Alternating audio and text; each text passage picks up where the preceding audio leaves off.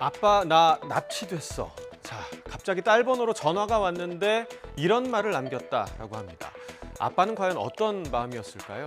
저는 정신이 혼미해질 것 같은데 이런 모습은 상상하기도 싫습니다. 이 아버지도 마찬가지였습니다. 울면서 걸려온 전화에 딸의 목소리가 맞나 긴가민가 하긴 했지만 그래도 납치가 됐다는 말에 정신을 차릴 수가 없었다고 합니다. 어떤 상황이었는지 먼저 들어보시죠. 아이고 우리 딸이 웬일이야? 큰일 났어. 왜?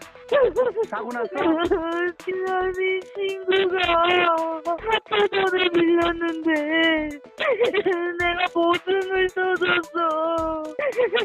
나 지금 지하 창고 같은 데 끌려왔어. 나보고 돈 내놔래.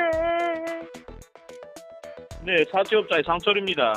제가 한 가지만 말씀드리지만 아버님이 어느 대신 돈을 갚으시면 딸님이 멀쩡한 거 안 다치고 집으로 가게 됩니다. 근데 제가 오늘 돈을 못 보면 딸님 몸속에 있는 컴파 하나 떼서 돈으로 바꿀 겁니다. 네, 당장 있는 돈 없는 돈 모아서 딸을 찾으러 가야 할 것 같은 그런 상황이죠. 아마 저도 그런 마음이 들었을 것 같습니다. 그런데 말이죠. 알고 보니 이 전화, 발신자 번호를 조작한 보이스피싱 사기단의 범행이었습니다. 이 가족을 생각하는 마음을 악용하는 악질 중의 악질이다. 이런 생각이 드는데요. 홍성욱 기자가 보도합니다. 딸 번호를 발신자 번호로 조작한 뒤 아버지에게 전화를 걸었습니다.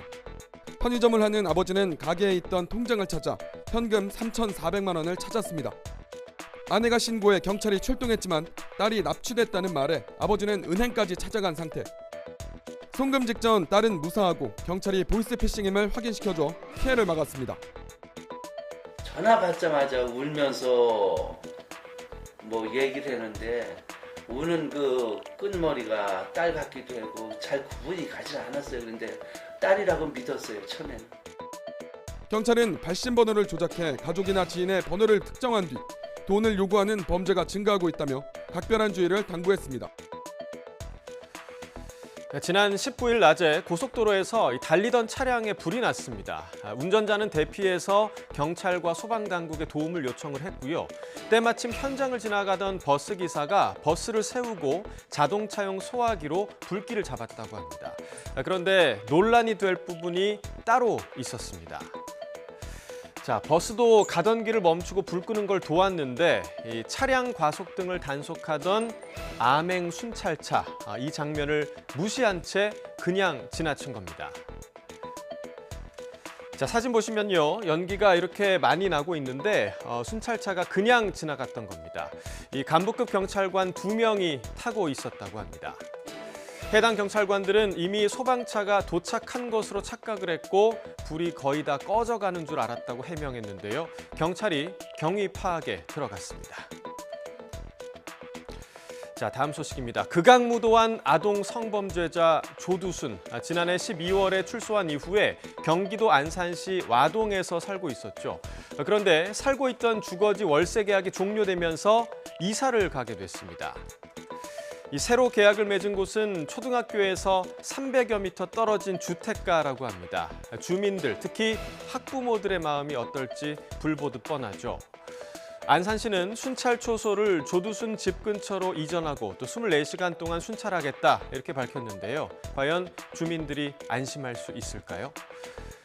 또 한 명의 극악무도한 성범죄자죠. 수원 발발이 박병화의 거주지도 관심인데요. 경기도 화성시에 전입했습니다.